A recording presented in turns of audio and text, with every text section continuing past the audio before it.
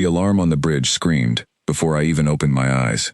I was Daniel Hart, translator 3rd class, and I had exactly 4 seconds to get from my bunk to my station before Captain Laura Bennett's voice cut through the ship like a blade. "Contact," she said. "Massive contact, dead ahead, and it is not one of ours."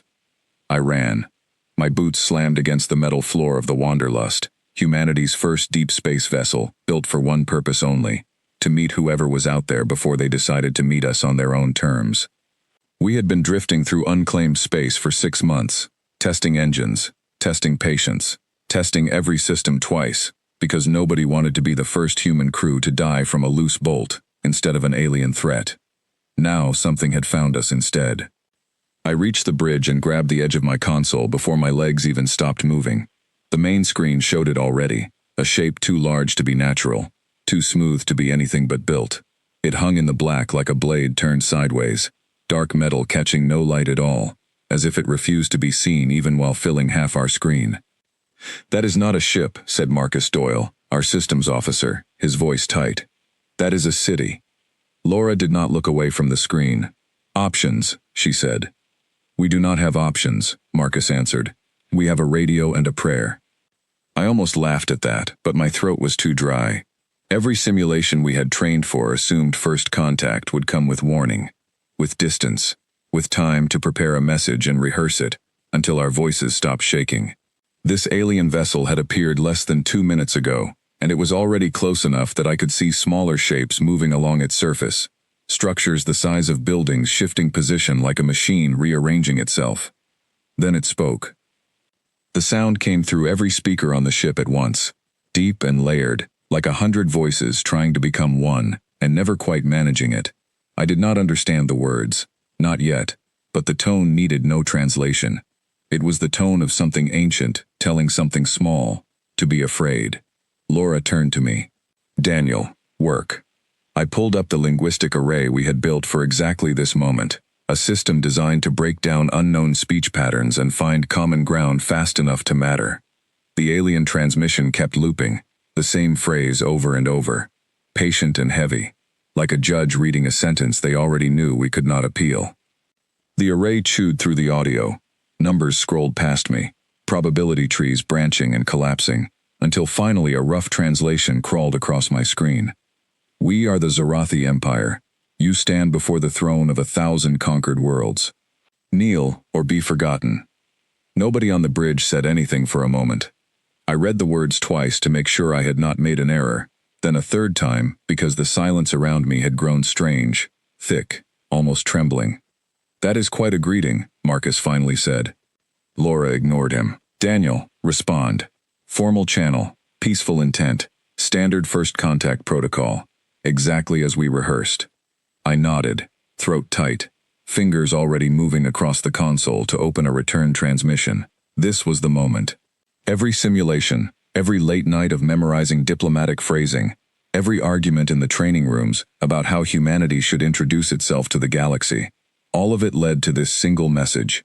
The alien ship's main viewport flared to life on our screen, a massive holographic projection blooming outward from its hull, like a flower made of light. I understood immediately what it was meant to be: a face. The face of their leader, projected large enough to be seen from 100 kilometers away, meant to be the most feared image in known space. I stared at it. The face looking back at us had heavy jowls, small dark eyes set close together, and an expression somewhere between disappointment and constipation. Its mouth turned down at the corners in a permanent scowl, and folds of loose skin gathered beneath its chin like a curtain nobody had bothered to iron. It looked, without any exaggeration at all, exactly like a very grumpy pug that had just been told it could not have a treat. Behold, the transmission continued through my translator, the sacred visage of Emperor Voth Kalrathi, before whom galaxies have trembled. Marcus made a sound like he had swallowed his own tongue. I bit down hard on the inside of my cheek. This was first contact. This was history. Millions of people back on Earth were watching this exact feed with their hearts in their throats, waiting to see whether humanity's first words to another species would be remembered as brave or foolish. I opened my mouth to deliver the greeting I had memorized for months. What came out instead was a noise I had never made before in my life. somewhere between a cough and a honk, followed immediately by a laugh I could not stop no matter how hard I clenched my jaw. Laura's head snapped toward me, eyes wide with warning. "Daniel." I clapped a hand over my mouth. It did not help.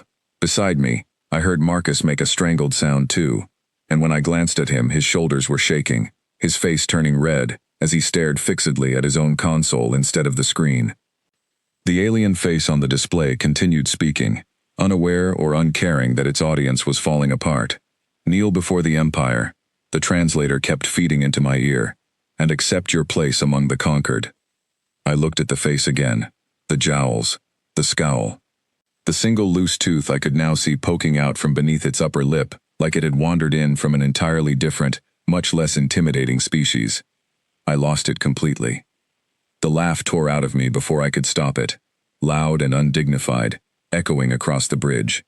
Behind me, I heard Priya Malhotra, our science officer, make a sound like a kettle reaching its boiling point, and then she was gone too, laughing into her sleeve while her shoulders shook with the effort of trying to look serious and failing entirely. Laura's voice cracked through the chaos like a whip. "Everyone, control yourselves. This is a diplomatic emergency." But even she was fighting it. I could see it in the way her jaw trembled, the way her eyes kept flicking to the screen, and then away again, the way her hand pressed flat against the console, as if she needed something solid to hold on to. Captain Laura Bennett, the calmest person I had ever met, the woman who once talked our reactor technician through an actual meltdown without raising her voice, was losing a battle against her own face.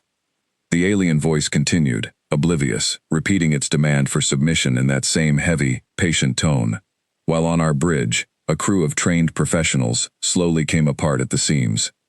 I tried to speak, I really did.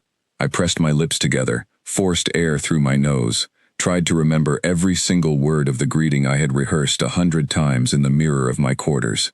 Peace, cooperation, mutual respect between species. What actually left my mouth was a wheeze, followed by the words "we," and then nothing, because my whole body had decided that laughing was more important than diplomacy. On the screen, the alien face's small dark eyes narrowed slightly, as if it had noticed something was wrong, but could not quite place what. A second voice joined the transmission, sharper, more mechanical, clearly some kind of translation or advisory system on their end.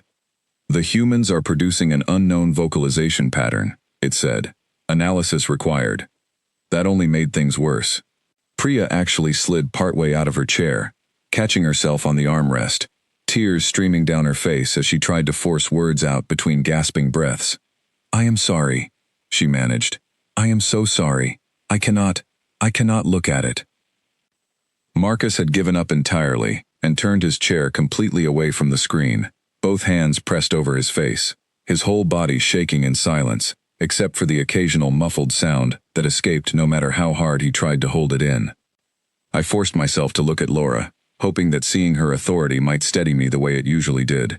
Instead, I found her gripping the edge of her console with both hands, head bowed, breathing in slow, deliberate bursts through her nose, clearly counting in her head, clearly trying every technique she had ever learned to keep her composure. It was not working.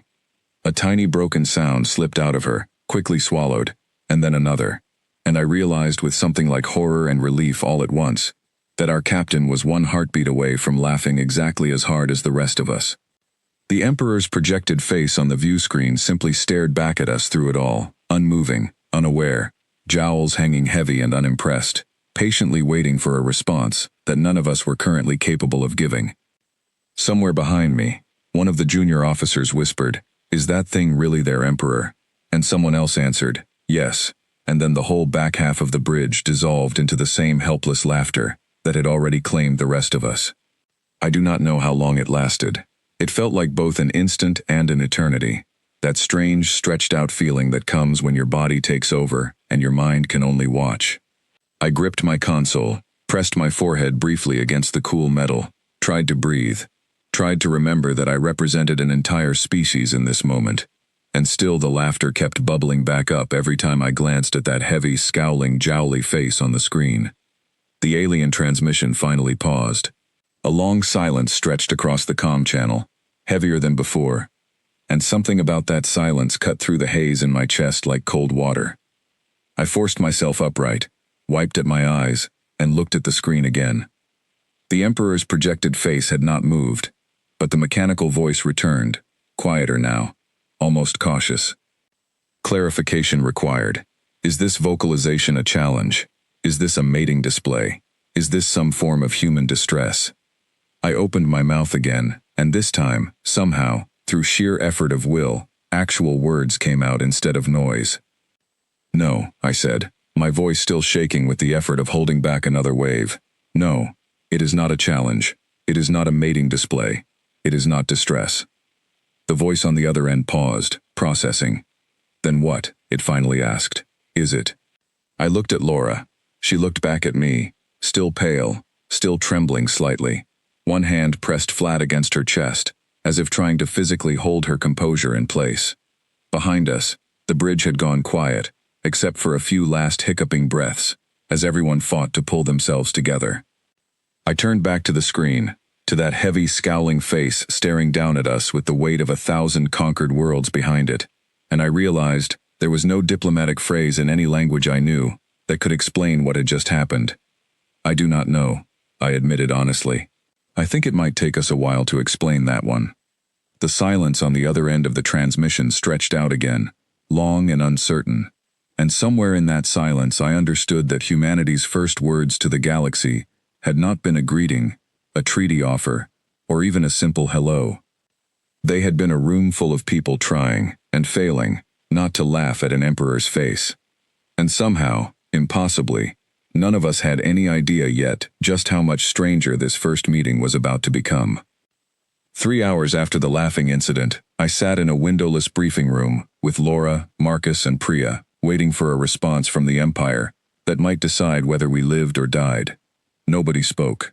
The silence had a texture to it, thick and nervous, broken only by the soft hum of the ship's air recycling system. Then the comm panel chimed, and all 4 of us jumped like we had been shocked. "Incoming transmission," said the ship's computer, its calm voice completely out of place given the state of my nerves. "Zarathi Empire. Priority channel."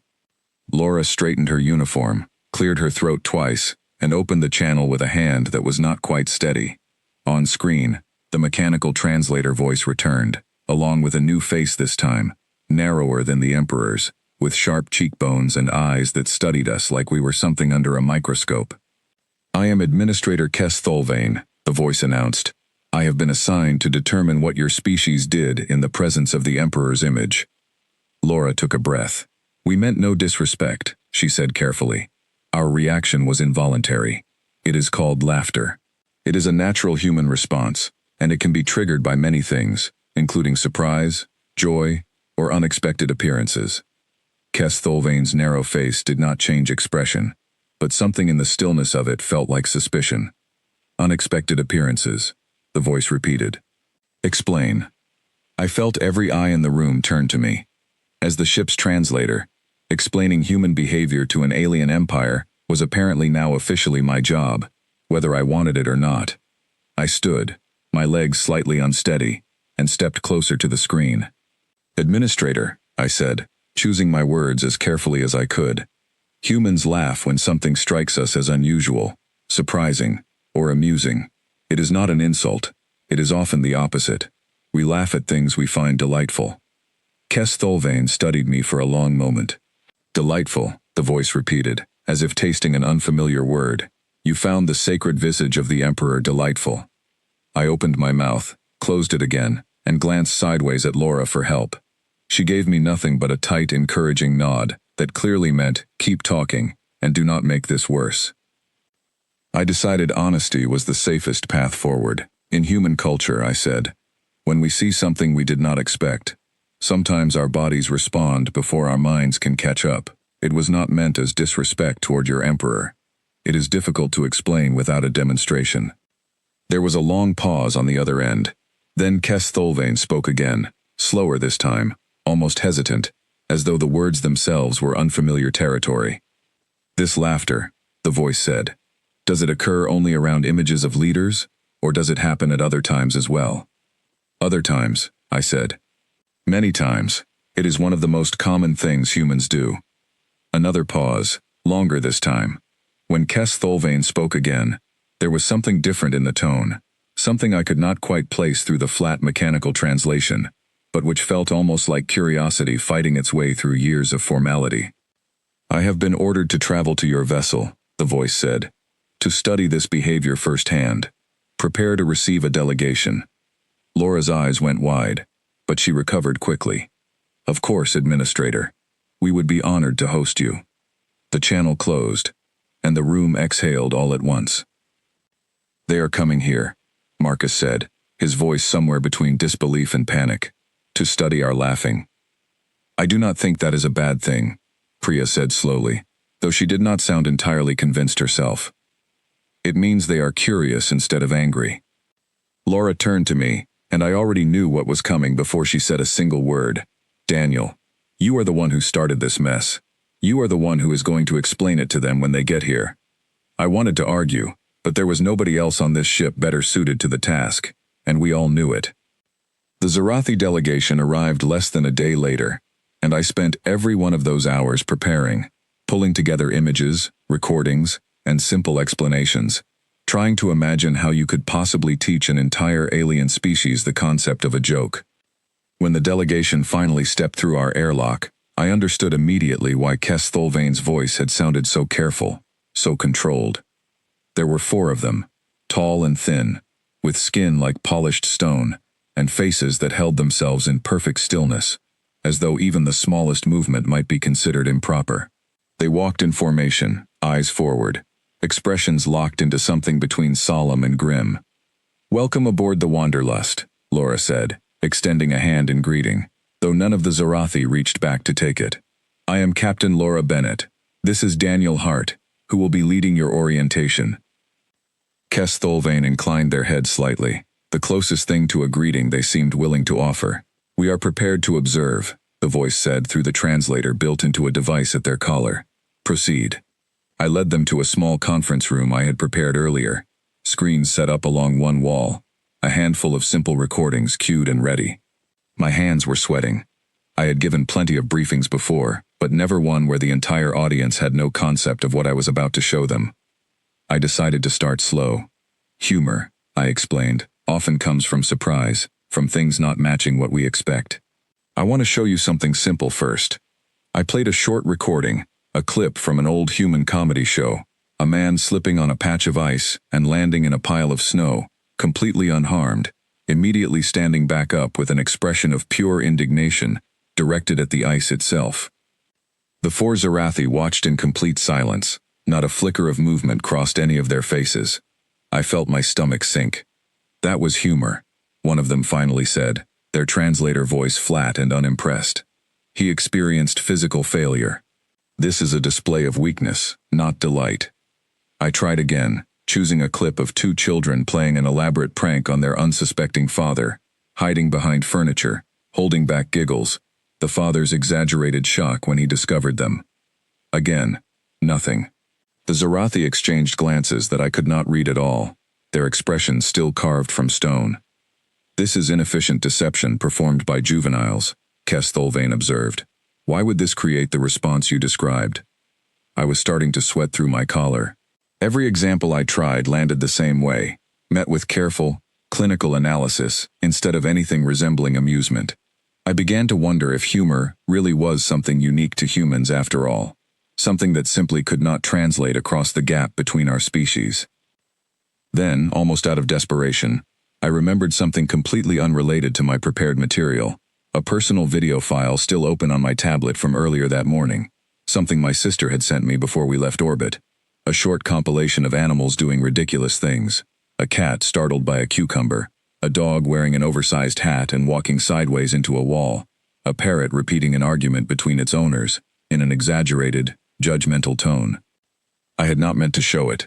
It slipped out of my personal folder by accident when I was scrolling too quickly, my thumb catching the wrong file, and before I could stop myself, the video was already playing on the main screen for the entire delegation to see. I froze, mortified, reaching to shut it off immediately. "Wait," Kes Thulvain said sharply, and I stopped, hand hovering over the controls. All 4 Zarathi were staring at the screen, completely still, as the cat launched itself sideways off the counter, in pure, undignified terror at the sight of a curved green vegetable. "Play it again," Kestholvane said. I hesitated, then restarted the clip. The dog in the oversized hat walked directly into the same wall a second time, ears flopping comically with the impact, tail wagging the entire way through as though nothing at all had happened. One of the other delegates made a sound. It was small at first, a strange clicking noise deep in their throat, almost mechanical, nothing like anything I had heard before. Then it happened again, louder, and their entire narrow frame began to shake, shoulders rising and falling in short, sharp bursts. Kestholvane turned toward their colleague with visible alarm. "Control yourself," they said, though their own voice had lost some of its earlier flatness. The clicking sound spread. Within seconds, all 4 members of the delegation were making it, louder now, their rigid faces finally cracking, mouths opening wide, stone-colored skin flushing slightly darker along the cheeks. It did not look exactly like human laughter. The sound was too sharp, too rhythmic, almost like something breaking apart and reassembling itself at the same time, but the meaning behind it was unmistakable. They were laughing. I stood there, stunned, watching 4 members of an ancient, disciplined, deeply serious empire lose their composure completely over a parrot mimicking an argument in a voice several octaves too dramatic for the situation. Kestholvane tried, and failed, to maintain their earlier stillness, one hand pressed against the wall to steady themselves, as the clicking laughter shook through their entire body. "This is," Kestholvane started, then stopped, then tried again, breathless. "This is what you meant." "Yes," I said, grinning despite myself, unable to hide my relief. "That is exactly what I meant." The recording ended, and the room settled slowly, each of the delegates straightening themselves, smoothing down their uniforms, clearing their throats as though trying to erase what had just happened. But something in their expressions had shifted permanently. The stillness was still there, but it no longer looked quite so absolute. "Administrator," I said carefully, "may I ask something? Was that truly the first time any of you have made that sound?" Kestholvane's eyes flicked toward the other delegates, something unreadable passing between them, before finally answering. "It has been many generations since a Zarathi has laughed openly," they said. "Longer than any of us have lived. We were taught it does not exist among our people anymore." I frowned. Why not? There was a long pause before Kestholvane answered, and when they finally spoke, their voice had dropped low enough that I had to lean forward to catch the translation clearly. "Because centuries ago," they said, "laughter was declared a crime." The room went quiet in a completely different way now, the earlier warmth from the laughter draining out of the air, like heat escaping through an open door. I looked around at the other 3 delegates, and none of them met my eyes. Whatever Kestholvane had just admitted, it clearly was not something spoken about lightly. "A crime," I repeated, wanting to make sure the translation had not simply failed me. "Laughing is against the law in your empire." Kestholvane straightened, folding their hands in front of them, some of their earlier stiffness returning, as though they were retreating back into safer, more familiar territory. "It is considered a symptom," they said carefully, "a symptom of instability, of disorder. Citizens who display it without control are reported for evaluation." "Evaluation," Priya said quietly from where she stood near the door, having slipped into the room partway through the recording. "What does that mean exactly?" Kestholvane did not answer right away. When they finally spoke, their voice had grown even quieter, almost as though they feared being overheard even here, aboard a human ship, light years from anything resembling Zarathi authority. "It means they are removed from their positions," they said, "sometimes from their families. It is not spoken of. It has simply always been this way, for longer than any record I have studied." I felt something cold settle into my chest, a realization that had not fully formed until that moment.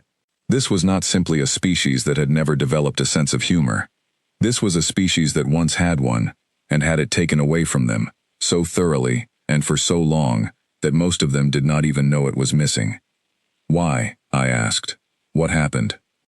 Kestholvane hesitated, glancing again at the other delegates, some silent conversation passing between them that I could not follow. Finally, one of the others spoke for the first time, a delegate who had not said a single word since arriving, their voice lower and rougher than Kestholvane's. "There are stories," the delegate said, "old stories, told carefully, never officially recorded, of a rebellion that began with something small, a joke, told among soldiers of a conquered world, about their own commanders. It spread. It grew. Before long, entire garrisons refused orders, laughing in the faces of officers who once terrified them. The rebellion that followed cost the Empire an entire sector. I stared at them, trying to absorb what I was hearing. A joke started a rebellion.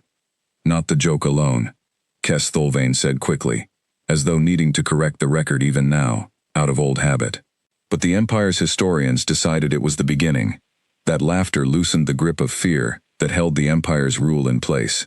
And so, laughter was removed. Slowly, deliberately, across every world under Zarathi control, until it simply stopped happening at all. Nobody in the room spoke for a long moment.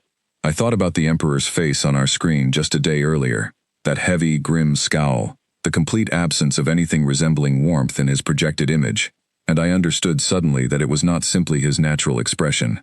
It was policy. It was law. An entire species had been taught, generation after generation, that joy itself was dangerous. That is horrible, Priya said quietly, and none of the Zarathi disagreed with her, though none of them said anything either. I looked at Kes Thulvain, at the 4 delegates standing in our small conference room, still faintly flushed from a laugh they had not experienced freely in longer than any of them could remember, and something shifted inside me, something that felt a lot like purpose. Administrator, I said slowly, choosing my next words with more care than I had used for anything since this mission began. What would happen if the Emperor himself saw something like what I just showed you? Kes Thulvain's eyes widened slightly, the first genuine flicker of alarm I had seen cross their face since they arrived. That would be extremely unwise, they said quickly. The Emperor's composure is central to Imperial authority. Any disruption to it would be considered a serious offense. I nodded slowly, filing that information away, though something about the way Kes Thulvain's voice had wavered slightly at the end told me they were not entirely certain of their own warning. Laura, who had been quietly observing the entire exchange from near the doorway, finally stepped forward. Administrator, she said carefully, we have no wish to cause trouble for your people, or for your Emperor. But if laughter truly has been taken from your species by force, that seems like something worth understanding fully, for both our peoples. Kes Thulvain studied her for a long moment, then looked back at me, and something in their expression had changed since we began this conversation. Something less guarded, less careful. There is to be a formal audience, Kes Thulvain said finally. Tomorrow, aboard the Imperial flagship, the Emperor wishes to understand your species directly, given what occurred during first contact. I was ordered to prepare a full report before that audience took place. My stomach dropped somewhere around my boots. An audience, with the Emperor himself. What will you tell him? I asked. Kes Thulvain looked at the screen, still paused on the final frame of the parrot mid-squawk. Wings spread dramatically, and something almost like the ghost of a smile crossed their stone-colored face, before it smoothed away again, into careful neutrality. I have not yet decided, they said, but I believe your presence at that audience may prove useful. I swallowed hard, already knowing exactly what that meant, and exactly who was about to be standing in front of the most powerful being in the Zarathi Empire. The Imperial flagship looked even larger up close than it had on our sensors, a dark spire that blotted out the stars behind it, its surface covered in ridges and towers that seemed to serve no purpose except to remind anyone approaching exactly how small they were. Our shuttle, tiny by comparison, slid into a landing bay, large enough to swallow the entire Wanderlust twice over. I sat beside Laura in the shuttle, my hands clasped tightly together to keep them from shaking. Priya sat across from us, quiet, running through notes on her tablet for what must have been the 10th time. Marcus had stayed behind on the ship. Someone needed to keep our vessel ready in case anything went wrong, and I could not decide whether I envied him or wished he was here to share the weight of what was coming. You will be fine, Laura said quietly, not looking at me, her eyes fixed on the approaching landing bay. Just answer their questions honestly. That is all anyone can ask of you. I appreciated the sentiment, but honestly did not feel like nearly enough armor for what I was about to walk into.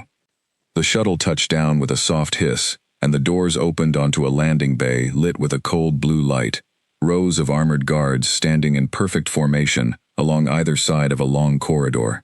None of them moved as we stepped out. None of them so much as glanced in our direction, their attention fixed forward, with a discipline that made my skin crawl slightly. Kes Thulvain was waiting for us at the end of the ramp, dressed now in formal robes, rather than the simpler uniform from the day before. "Welcome," they said, their voice carrying none of the warmth I had heard the previous evening, back to something careful and controlled. "The Emperor is prepared to receive you." We followed Kes Thulvain through corridor after corridor, the architecture growing more elaborate the deeper we went. Dark stone walls etched with images of conquest, of Zarathi fleets standing victorious over broken worlds. Nowhere, in any of the artwork, did I see a single image of anyone smiling. Finally, we reached a set of doors taller than any I had ever seen, easily 3 times the height of a person, carved from some material that looked like polished black glass. 2 guards stood on either side, and as we approached, the doors slid open in complete silence, revealing a throne room so vast that the far end nearly disappeared into shadow.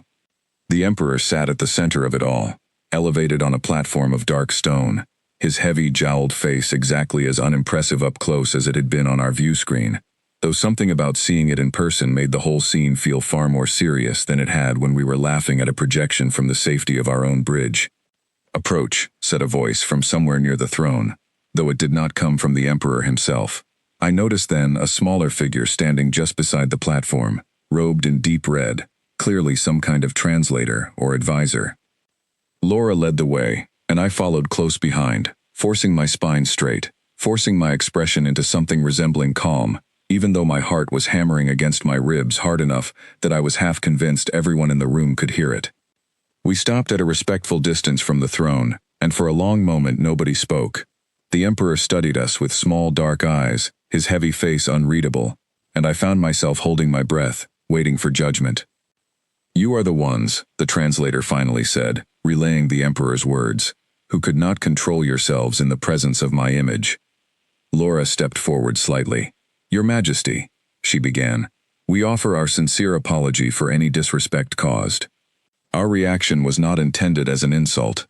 The Emperor's eyes shifted from Laura to me, and something about that gaze felt heavier than anything else in the room. "Then explain it to me yourself," the translator said, this time directed clearly at me. "My administrator tells me you demonstrated this behavior again, deliberately, in front of my delegation." I swallowed hard, aware of every guard in the room, aware of Kes Thulvain standing just behind me, aware of the weight of an entire empire's attention suddenly fixed on my next words. "Your Majesty," I said, my voice steadier than I expected, "humor is a part of how humans understand the world. We laugh at things that surprise us, that delight us, that remind us we are not so different from each other after all. It was never meant as disrespect toward you." The Emperor's expression did not change, but he leaned forward slightly, the movement small but somehow filling the entire throne room with its weight. "And this behavior," he said through the translator, "it can be shared, taught, shown to others." "Yes," I said. "Anyone can experience it, I believe, if given the chance." A long silence stretched across the throne room, so complete that I could hear my own pulse in my ears. The Emperor's small dark eyes studied me for what felt like an eternity, and I became suddenly, acutely aware that I had no idea whether my next moment would end with dismissal, imprisonment, or something far worse. Then, quietly, almost as though the words cost him something to say, the Emperor spoke again, and this time there was something different in his tone, something the translator's flat mechanical voice could not fully hide. "I have not laughed," the Emperor said, "not once, in 40 years." The words hung in the air, and I felt the entire room shift around them.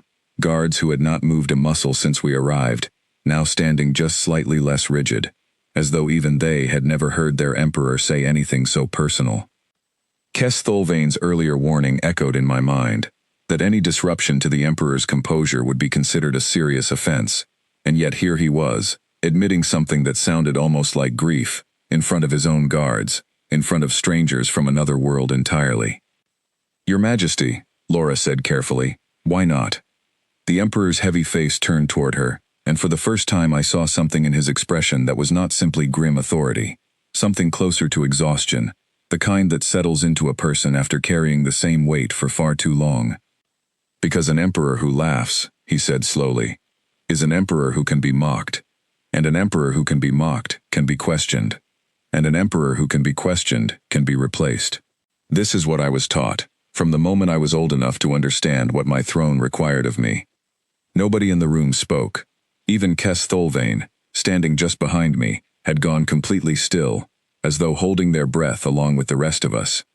I looked at the emperor, at this powerful, feared ruler of 1,000 worlds, sitting alone on a throne so large it seemed designed to make anyone upon it look small by comparison, and I understood suddenly that Kes Thulvain's story from the day before had not simply been history to him. It was the entire architecture of his life, a rule he had followed so completely and for so long that he genuinely did not know what existed on the other side of it. I thought about everything I had learned since arriving in Zarathi space, about an entire empire that had trained itself out of joy, generation after generation, about 4 delegates, shaking with unfamiliar laughter over a video of a startled cat, about an emperor who had just confessed something that sounded, more than anything else, like loneliness. And before I could stop myself, before I could think through the wisdom of what I was about to do, I heard my own voice fill the silence of that enormous throne room. "Your Majesty," I said, "may I tell you something?" The translator hesitated for a beat, clearly surprised by the request, before relaying it forward. The Emperor's small dark eyes settled on me again, and slowly, almost imperceptibly, he inclined his heavy head, a silent permission. I took a breath, aware of Laura's sharp intake of air beside me, aware of the guard's eyes now fixed entirely on me, aware that whatever I said next could not be taken back. "Why did the Emperor refuse to play cards with his advisors?" I said, my voice carrying further than I expected across the vast stone room. Nobody answered. The Emperor simply stared at me, waiting, his heavy jowls unmoving. "Because he was afraid," I continued, "of losing his throne." For one long, terrible moment, absolutely nothing happened. I stood there in the silence, certain I had just made the single greatest mistake of my entire life, watching the Emperor's face for any sign of what was about to come: arrest, execution, dismissal, anything at all. Then something shifted in his heavy jowled face, a small twitch at the corner of his mouth, barely visible, easy to miss if I had blinked at the wrong moment. It grew, slow and unstoppable, pulling at muscles that had clearly not moved in this particular way in longer than anyone in that room could remember. A sound came out of him, low and rough at first, catching in his throat like something too large to fit through a doorway built for something smaller. It broke free anyway, spilling out across the throne room, and within seconds, the most powerful being in the Zarathi Empire was laughing, loudly, helplessly, one hand pressed against his chest, as though trying to hold himself together, and failing entirely. The guards around the room froze in visible shock, clearly uncertain what to do, hands twitching toward weapons and then stopping, as though unsure whether this was a threat requiring action, or something else entirely, that none of their training had prepared them for. Kes Thulvain, standing just behind me, made a small strangled sound of their own, somewhere between horror and something that looked suspiciously like relief. The Emperor's laughter rolled on, filling that enormous stone room with a sound it had clearly never held before, and somewhere in the middle of it, I realized with a rush of both terror and wonder that I had just done something no one in this empire had managed in 40 years. I had made an emperor laugh, and judging by the guards now exchanging uncertain glances, and the advisor standing frozen beside the throne with an expression of pure disbelief, I had absolutely no idea yet whether that was the best thing I had ever done, or the very worst. The laughter did not stop quickly. If anything, it seemed to feed on itself, growing louder each time the Emperor tried to catch his breath, only to look at his own advisor's stunned expression and lose himself all over again. Tears gathered at the corners of his small dark eyes, and he wiped at them with the back of one heavy hand, still shaking, still unable to fully compose himself. I stood frozen where I was, unsure whether to speak, unsure whether moving at all might break whatever strange spell had settled over the room. Laura's hand found my arm, gripping it tightly, and when I glanced at her, I saw an expression caught somewhere between horror and disbelief, the same look I imagined was on my own face. Beside the throne, the red-robed advisor had gone completely rigid, staring at the Emperor as though he had transformed into an entirely different creature right in front of them. Several of the guards had actually taken a step backward, hands hovering near their weapons, clearly uncertain whether their emperor was having some kind of breakdown or experiencing something they simply did not have a name for. Kestholvain leaned close to me, voice barely a whisper. "What have you done?" they said, though there was no real accusation in it, only stunned wonder. "I do not know," I whispered back honestly. "I really do not know." Slowly, gradually, the Emperor's laughter began to ease, fading into smaller chuckles, then into a series of long, unsteady breaths as he tried to gather himself. He straightened on his throne, wiping at his eyes one final time, and for a moment he simply sat there, staring down at his own hands, as though they belonged to someone else entirely. When he finally looked up again, his expression had changed completely. The heaviness was still there, the weight of 40 years still visible in the lines around his eyes. But something else had joined it now, something lighter, something that looked almost like the ghost of a genuine smile still lingering at the corners of his mouth. "I do not understand what just happened to me," the Emperor said, his translated voice quieter now, less commanding, more like a person speaking than a ruler issuing decree. "But I have not felt like this in longer than I can remember." "Your Majesty," the red-robed advisor said carefully, stepping forward at last, "are you unwell? Shall I summon the physicians?" The Emperor waved a heavy hand dismissively, something almost playful in the gesture that looked entirely foreign on a body that had clearly spent decades holding itself with rigid formality. "No," he said, "I am not unwell. I believe, for the first time in a very long while, I am the opposite of unwell." He turned his attention back to me, and though his face still carried the same jowled, unimpressive features that had first sent our entire bridge crew into hysterics, something about the way he looked at me now felt entirely different. There was curiosity there, and something that might have been gratitude, buried beneath layers of authority that clearly did not know quite how to process it. "Human," the Emperor said, "what is this thing you have shared with me? Give it a name." "We call it a joke, Your Majesty," I said, my voice steadier now that the immediate terror of the moment had begun to fade.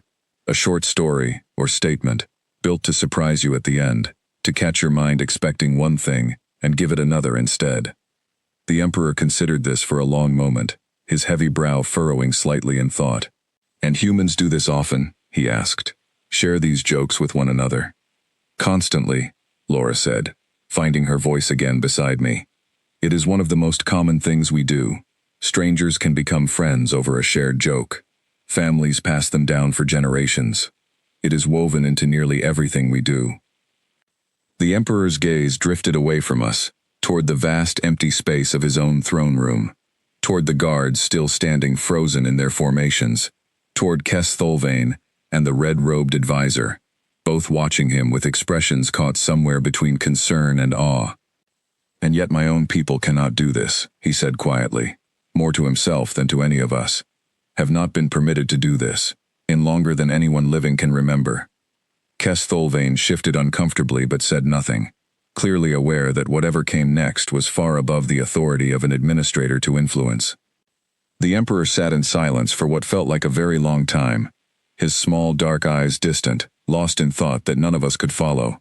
When he finally spoke again, his voice had taken on a different quality entirely, something heavier, something that sounded like the weight of a decision being made in real time. 40 years, he said slowly.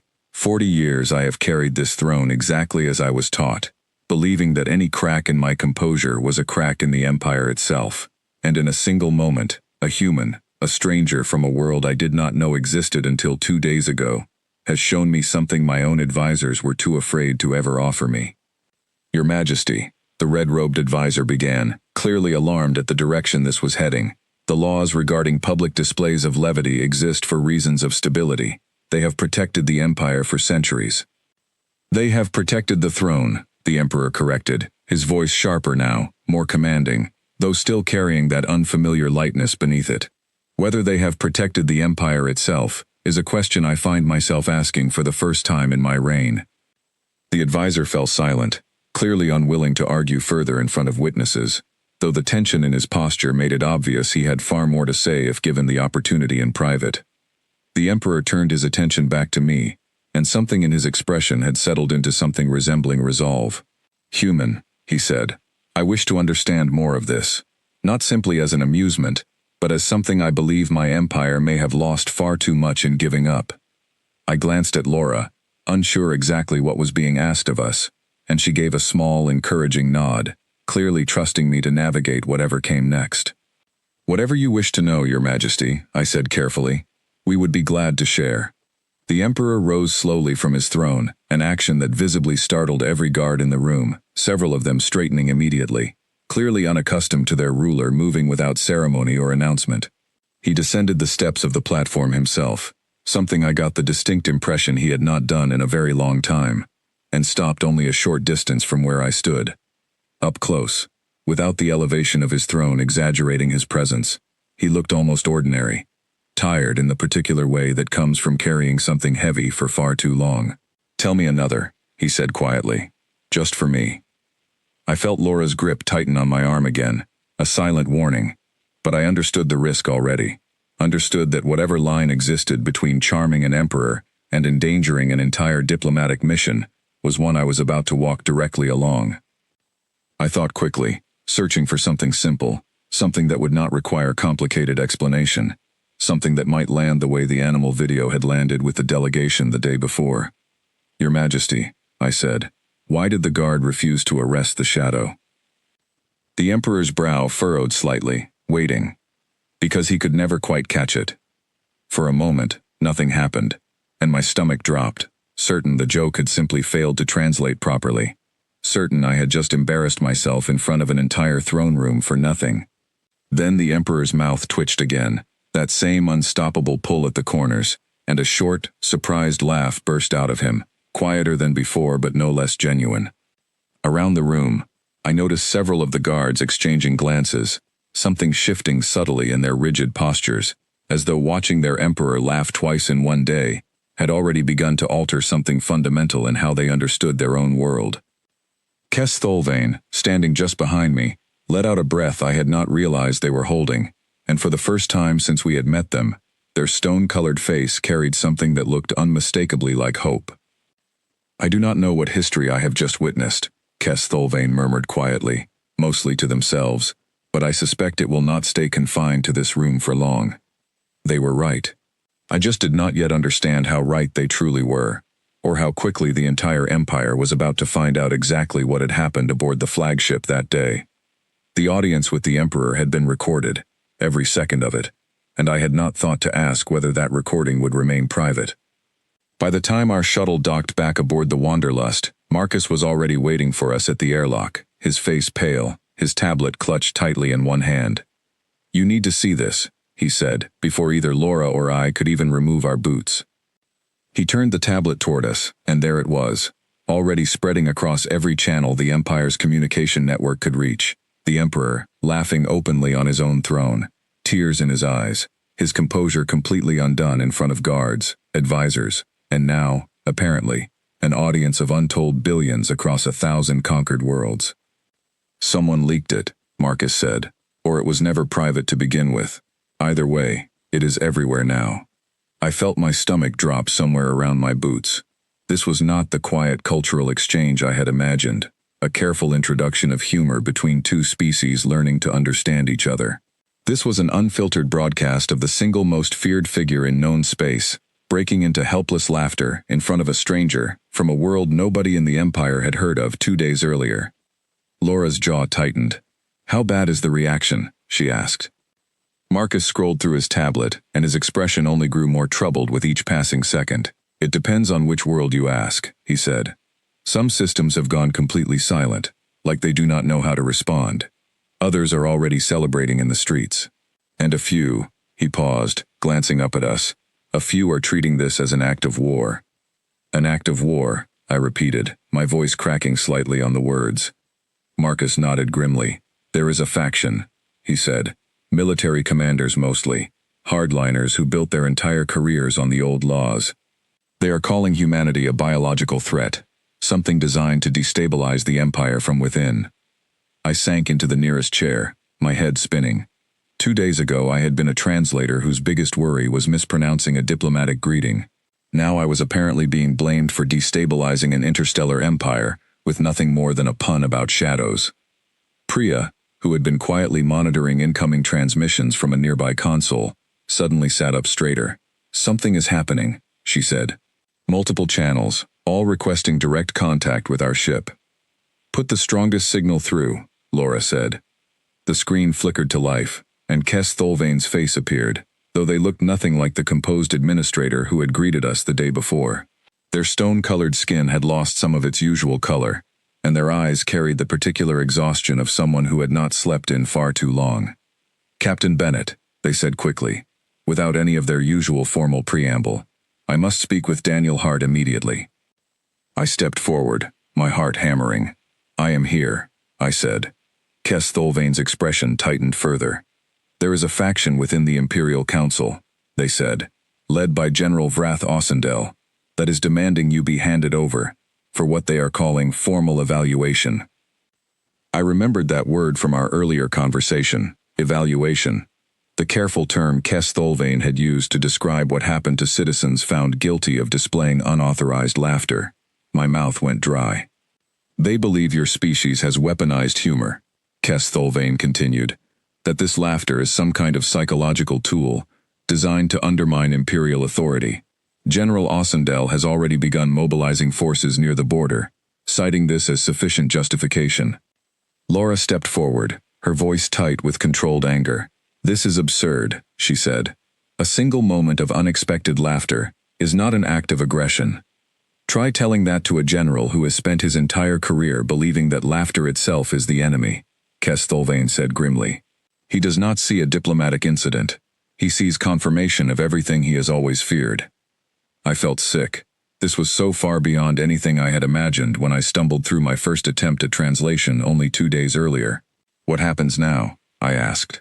Kes Thulvain hesitated before answering, and when they finally spoke, their voice had dropped low, careful, as though even this transmission might not be as secure as they hoped. "There is also another faction," they said. "Smaller, quieter, but growing. Citizens across several systems who watched that recording and felt something they cannot fully explain, hope, perhaps, or simply relief that they are not alone in wanting something they were told did not exist within them." "What are they doing?" Priya asked. "Gathering," Kes Thulvain said, quietly, in small groups, sharing stories, sharing the few recordings that have survived censorship over the centuries, old fragments of comedy from before the laws took hold. It has not become organized resistance, not yet, but the Council is already treating it as though it might. I ran a hand through my hair, trying to process the sheer scale of what had unfolded in less than 48 hours. "We meant to make first contact," I said quietly, almost to myself. "We did not mean to start a revolution." Kes Thulvain's expression softened slightly, something almost sympathetic crossing their careful features. "Perhaps you did not intend it," they said. "But intention rarely stops history once it begins moving." Laura straightened, her captain's instincts clearly taking over despite the chaos unfolding around us. "What do you need from us, Administrator?" she asked. Kes Thulvain's eyes flicked towards something off-screen, and their voice grew even more urgent. "I have been ordered to detain your ship until the Council reaches a decision," they said quickly. "But I do not believe that decision will favor peaceful resolution. General Ossendel has significant influence, and fear moves faster than reason in moments like this." "Are you warning us?" Marcus asked slowly. "I am telling you what I know," Kes Thulvain said carefully, "which is not quite the same thing, though I suspect you understand the difference." The channel cut abruptly, and we stood in silence for a long moment, the weight of everything Kes Thulvain had said settling heavily over the bridge. "We need to move," Laura finally said, her voice sharp with command. "If a hostile faction is mobilizing forces near the border, we cannot simply sit here waiting for their council to decide our fate." "Move where?" Marcus asked. "We are surrounded by Imperial space. There is nowhere to run that they could not follow." "I am not talking about running," Laura said. "I am talking about finding whoever within that empire actually wants to talk instead of fight, and reaching them before General Ossendel reaches us first." I thought immediately of the Emperor himself, of the way his laughter had rolled through that vast throne room, of the strange, unguarded gratitude in his eyes when he asked me to tell him another joke. Whatever else had happened since then, Whatever chaos had erupted across 1,000 worlds because of it, I did not believe that moment had been false. "The Emperor," I said. "If anyone in that empire has the authority to stop this before it spirals further, it is him. And I believe, after everything that happened in that throne room, he might actually be willing to listen." Laura considered this for a long moment before nodding slowly. "Then we need a way to reach him directly," she said, "without going through a council that clearly does not have his best interests, or ours, in mind." "Kes Thulvain," Priya said suddenly. "They warned us. They did not have to do that. If anyone still has access to the Emperor and enough loyalty left to help us, it might be them." I hoped she was right. Because as the hours passed and more reports filtered in through our monitoring systems, images of celebrations breaking out on some worlds, of arrests and crackdowns on others, of military ships gathering near our position with engines already primed, it became increasingly clear that whatever had started with a single joke in a throne room was no longer something any of us could simply walk away from. We had come to make first contact. Instead, without ever intending it, we had cracked open something the Empire had kept sealed for centuries, and now that crack was spreading faster than any of us knew how to control. I looked out at the darkness beyond our viewport, at the distant lights of Imperial warships beginning to gather on the edges of our sensor range, and understood, with a mixture of dread and something that felt oddly like resolve, that there was no version of this story left where I could simply stay quiet and let events unfold without me. Whatever came next, I had started it, and somehow I was going to have to help finish it. The warning lights on the bridge began flashing red less than an hour later, and this time there was no mistaking what they meant. "Multiple contacts," Priya announced, her voice tight, closing fast from 3 directions. "Imperial warships, weapons systems active." Laura was on her feet instantly. "Shields up," she ordered. "Marcus, get me a channel to whoever is leading that formation. Now." Marcus's hands flew across his console, and moments later a new face appeared on our main screen, older than Kes Thulvain, harder around the eyes, wearing armor plated in dark metal that caught the light like something sharpened rather than simply worn. I did not need an introduction to know I was looking at General Vrath Ossendel. "Human vessel." The general's translated voice boomed across our bridge. "You stand accused of deploying a destabilizing weapon against the Imperial throne. Surrender your ship and the individual known as Daniel Hart, or be destroyed." My name being spoken aloud by an alien general threatening our entire ship's destruction was not an experience I had prepared for, and my knees felt distinctly unsteady, even though I remained standing. Laura stepped directly into view of the screen, her posture radiating a calm authority I desperately wished I actually felt myself. "General," she said evenly, "we came in peace, seeking nothing more than open contact between our peoples. Nothing that occurred aboard your flagship was intended as an act of aggression. Intent is irrelevant," the general snapped back. "The result remains the same. Instability spreading across a dozen systems, citizens abandoning generations of discipline, all traced back to this single vessel and its crew." I stepped forward before Laura could respond further, some reckless instinct pushing me toward the screen despite every warning bell in my mind telling me to stay quiet. "General," I said, my voice shakier than I wanted it to be, "may I ask you something?" The general's hard eyes flicked toward me, clearly unaccustomed to being addressed so directly by anyone, let alone by the very person he had just accused of destabilizing his entire civilization. "Speak quickly, human," he said. "Have you ever laughed?" I asked. "Truly laughed, without stopping yourself?" Something flickered across the general's expression, gone almost as fast as it appeared, but I had seen it. A flash of something buried deep beneath decades of discipline and control. Then his face hardened again, more severely than before. "That question is precisely the danger you represent," he said coldly. "Weapons systems are locked. You have 30 seconds to surrender your vessel before we open fire." The bridge fell into tense silence, broken only by the low hum of our shields absorbing the first probing scans from the approaching warships. I looked at Laura, at Marcus, at Priya, all of them watching me now, and I understood with sudden clarity that whatever happened in the next few moments rested almost entirely on choices I had made, without ever fully understanding their consequences. Then, cutting through the tension, a new transmission request flashed across our console, marked with an emergency priority code I did not recognize. Marcus glanced at it, eyes widening. "It is Kess Thulvain," he said quickly, patching it through now. Kess Thulvain's face appeared in a smaller window alongside the general's, and though their voice remained carefully controlled, there was an unmistakable urgency behind it. "General Ossendale," they said, "I carry direct authorization from the Emperor himself. Stand down your weapons immediately." The general's jaw tightened visibly. "The Council has not yet ratified any such order," he said. "The Emperor does not require the Council's ratification to issue a direct command to his military," Kess Thulvain replied sharply, and I heard something in their tone I had not heard before, a hardness that suggested this administrator had far more backbone than their careful, formal demeanor had let on until now. A long, tense silence stretched across the comm channel.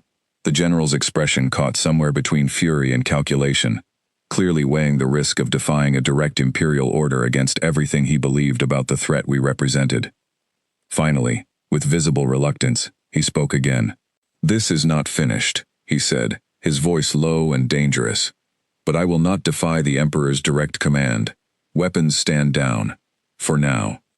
The screen went dark as his transmission cut off, and I felt my knees nearly give out from the sudden release of tension that had been holding my entire body rigid for the past several minutes. Laura let out a long breath beside me, and even Marcus, usually quick with something dry to say in tense moments, remained silent, clearly as shaken as the rest of us. Kess Thulvain's window remained open, and their expression, though still carefully composed, carried something that looked distinctly like relief. "That was closer than I would have liked," they said quietly. "Thank you," I managed, my voice still unsteady. "What happens now?" "The Emperor has requested your immediate return to the flagship," Kess Thulvain said. "Not for evaluation. For council. He wishes to address the full council directly, and he has asked that you stand beside him when he does." I stared at the screen, my mind struggling to catch up with everything unfolding faster than I could fully process. "Why me?" I asked. Kess Thulvain's expression softened slightly, something almost gentle beneath their usual careful formality. "Because you are the reason any of this began," they said simply. "And I believe the Emperor understands that whatever comes next, it should not be decided without the person who started it standing there to see it through." I looked out at the darkness beyond our viewport, at the Imperial warships slowly powering down their weapons, drifting back into a loose, watchful formation, rather than the aggressive approach from moments before, and understood that the hardest part of this entire journey was still ahead of us. Laura turned to me, her expression steady, despite everything we had just survived. "Are you ready for this?" she asked quietly. I honestly did not know. But I also knew there was no version of this story where I could simply step back now and let others decide how it ended. "I am ready," I said, hoping it was true. The council chamber was nothing like the throne room I had stood in only a day earlier. Where the throne room had been vast and open, built to make a single figure look powerful against endless empty space, the council chamber felt tighter, more deliberate, a circular room, lined with tiered seating, where dozens of hard, unreadable faces looked down at the small open floor, where I now stood beside Laura, waiting for whatever judgment this body intended to deliver. General Ossendale sat among the highest tier, his expression carved from stone, his eyes fixed on me, with an intensity that made my skin crawl. Around him sat other counselors, some watching with open suspicion, others with something closer to curiosity, and a few, I noticed, sitting slightly apart from the rest, their posture less rigid, their expressions harder to read but somehow less hostile. Kess Thulvain stood near the edge of the floor, close enough to offer support if needed, though their role here carried no formal authority over what was about to unfold. The Emperor himself sat at the center of the highest tier, not elevated above the council, the way he had been above us in the throne room, but seated among them, his heavy jowled face composed now, though I could see traces of yesterday's unguarded laughter still lingering somewhere behind his eyes. "This council convenes," announced a voice I did not recognize, belonging to an elderly counselor seated near the Emperor, to determine the appropriate response to the incident aboard the flagship, and the growing instability that has followed across multiple systems since that incident became public knowledge. Murmurs rippled through the tiered seating, quickly silenced by a sharp gesture from the elderly counselor. General Ossendale rose to his feet, his voice carrying easily across the chamber, without need of amplification. This council has watched centuries of stability unravel in a matter of days, he said, his eyes never leaving me. A single human, brought before the Emperor, has managed to undo protections our ancestors built specifically to prevent this exact kind of chaos. I move that the human known as Daniel Hart be remanded for full evaluation, and that all further contact with his species be suspended indefinitely.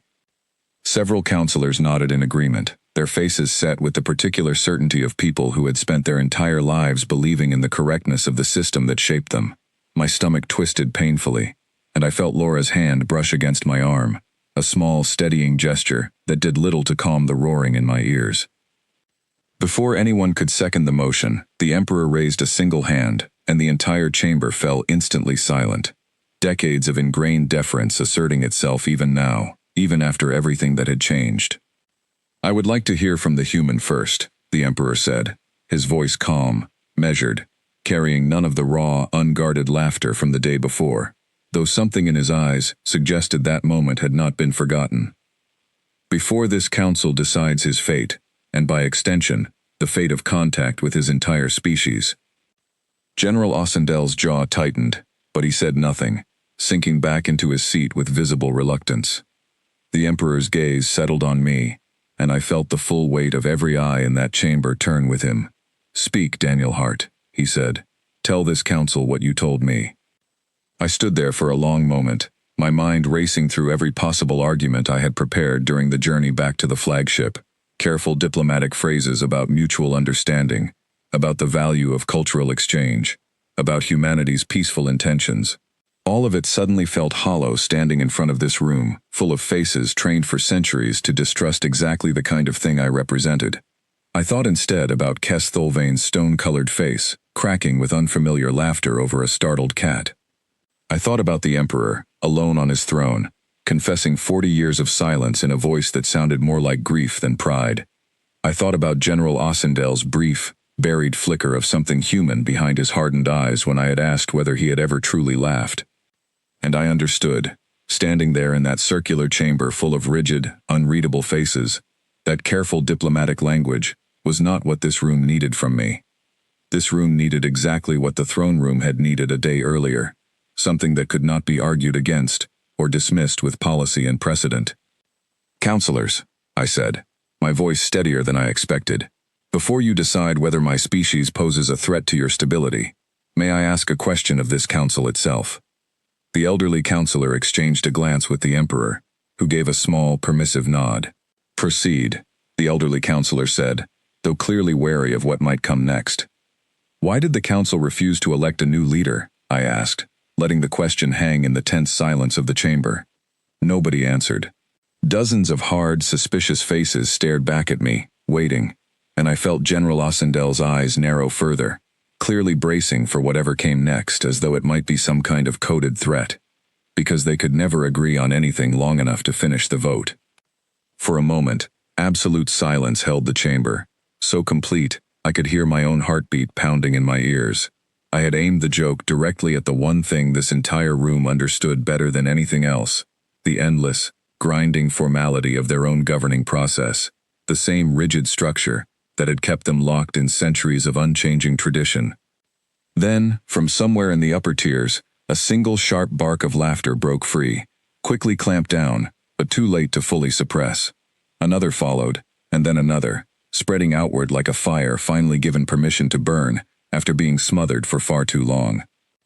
I watched councillors who had entered this chamber with faces carved from stone, suddenly losing their composure entirely, hands pressed over mouths, shoulders shaking, decades of rigid discipline crumbling in real time, under the weight of a single simple joke about their own maddening bureaucracy. Even the elderly councillor who had opened the session lost the battle, a startled, wheezing laugh escaping, despite obvious effort to maintain the dignity of the proceedings.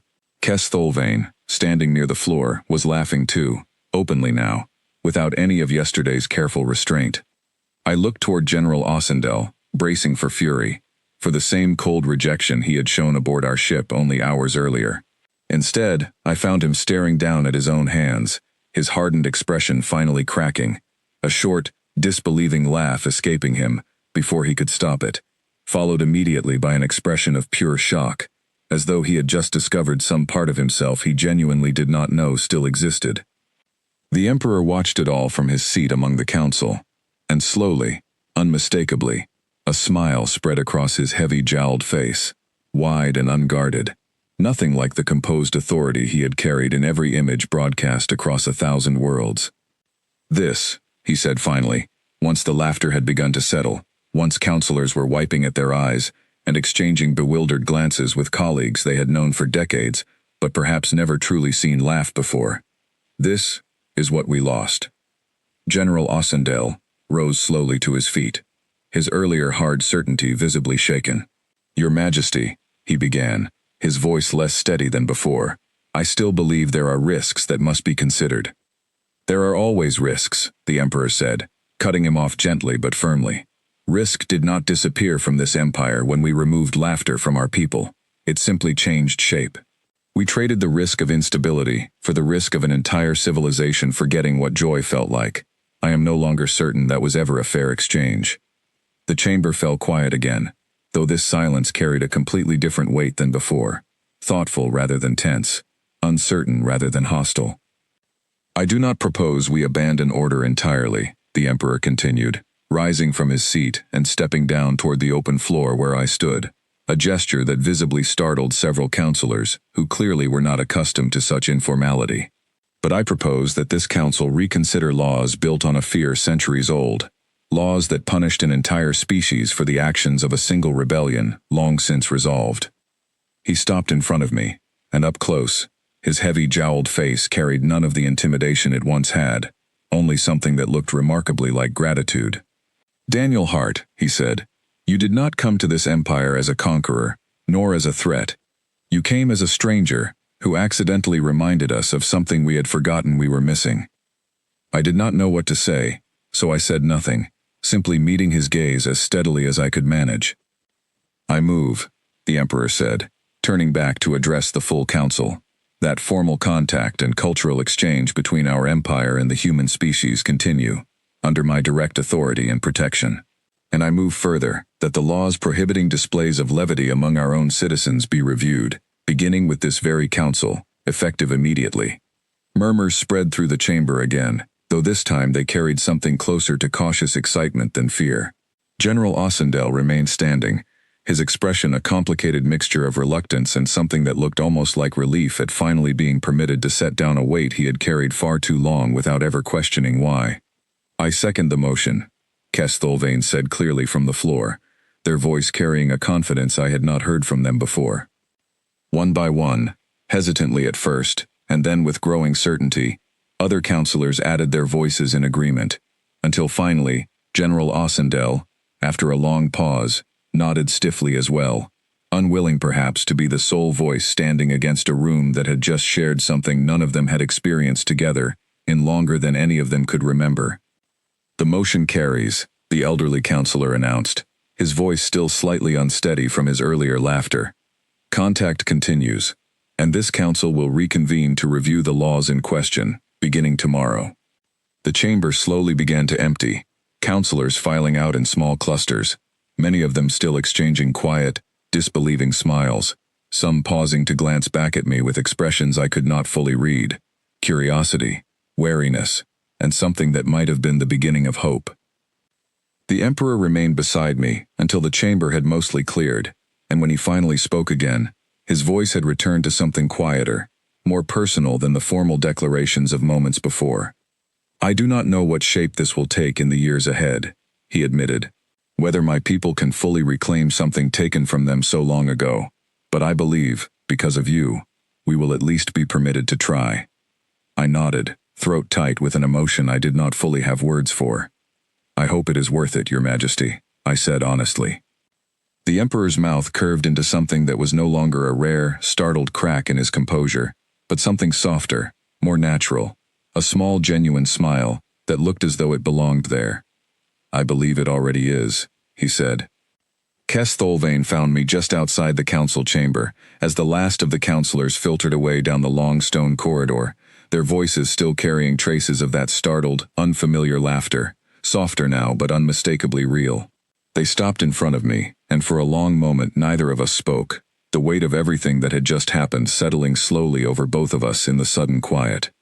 "I did not expect any of this," Kes Thulvain admitted finally. "When I was first assigned to study your species, I believed I would be writing a report on an unusual biological reaction. I did not imagine I would be watching my own empire begin, in whatever small way, to change. I am not sure it will be easy," I said honestly. "Old laws do not disappear overnight, even when a council votes to review them." "No," Kes Thulvain agreed. "It will not be easy. There will be those who resist this, quietly at first, and perhaps not so quietly later." General Ossendale laughed today, but I do not believe that alone has changed everything he believes. I thought about the general's expression in that chamber, the shock and confusion on his face, as though he had stumbled across some forgotten part of himself he no longer recognized. "Change like that does not happen all at once," I said. "But I think today something cracked that cannot be fully sealed shut again." Kes Thulvain studied me for a moment, their stone-colored features carrying an expression I had not seen from them before, something warmer, less guarded than any interaction we had shared since our first meeting. "Perhaps you are right," they said. "Perhaps that is enough, for now." Before I could respond, Laura appeared from further down the corridor, Marcus and Priya close behind her, all three of them wearing expressions of exhausted relief that I imagined mirrored my own. "We are cleared to return to the Wanderlust," Laura said. "The Emperor has extended a formal invitation for continued diplomatic exchange, along with an apology for General Ossendale's earlier actions against our ship." "That is a considerable improvement over being fired upon," Marcus said dryly. And despite everything, I found myself laughing, a small, tired sound that nonetheless felt entirely earned after everything the past few days had thrown at us. Priya smiled at the sound, shaking her head slightly. "I think," she said, "we are going to need an entirely new section in the diplomatic handbook for what just happened here." Kes Thulvain inclined their head toward each of us in turn, a gesture that felt, for the first time since we had met them, less like formal protocol, and more like genuine respect freely given. "I hope this will be the beginning of something lasting between our peoples," they said, "whatever shape it eventually takes." "As do we," Laura replied, extending her hand once more, the same gesture she had offered upon their arrival aboard our ship days earlier. This time, Kes Thulvain reached out and took it, their stone-colored fingers closing around hers in a firm, deliberate grip, the kind of gesture that needed no translation between our two very different worlds. We made our way back through the flagship's long corridors toward the landing bay, past guards who no longer stood quite so rigidly at attention, their eyes following us now with open curiosity, rather than the cold suspicion from our first arrival. Somewhere further down one of the side corridors, I caught the faint, unmistakable sound of quiet laughter drifting from behind a closed door, hastily hushed the moment footsteps approached, but not quite hidden in time. It was starting already, in small, cautious pockets across the flagship, the same slow unraveling of centuries of enforced silence that had begun in a throne room barely a day earlier, spreading now through corridors and chambers in whispers and stolen moments, waiting for permission to grow louder. Our shuttle lifted off from the landing bay, as the flagship's massive silhouette shrank behind us, and I watched through the viewport as its dark surface gradually faded into the surrounding stars, carrying within it an empire that had just taken its first uncertain steps toward remembering something it had spent centuries trying to forget. Later that night, back aboard the Wanderlust, I sat alone in my quarters and opened my personal log, uncertain exactly how to summarize everything that had happened in the span of only a handful of days. I thought about the alarm that had woken me at the very beginning of all this, about a face on a view screen that had looked exactly like a disappointed pug, about laughter that spread from a single bridge crew all the way to the highest seat of an entire empire. I did not know yet what history would eventually call this moment, whether it would be remembered as diplomacy, as accident, or as something entirely new that had no proper name in either of our languages. But I knew, sitting there in the quiet hum of the ship, that humanity had not conquered this empire with weapons, or with clever strategy, or with careful, rehearsed diplomacy.